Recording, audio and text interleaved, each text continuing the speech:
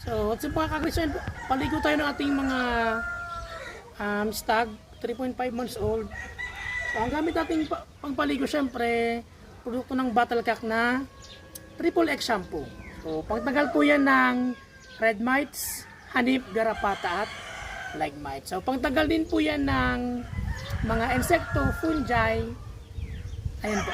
Ito pa yung merong N70, CAPB, CDEA, aloe vera extract, cypermethrin at citronella extract na pangtanggal po ng mga insekto.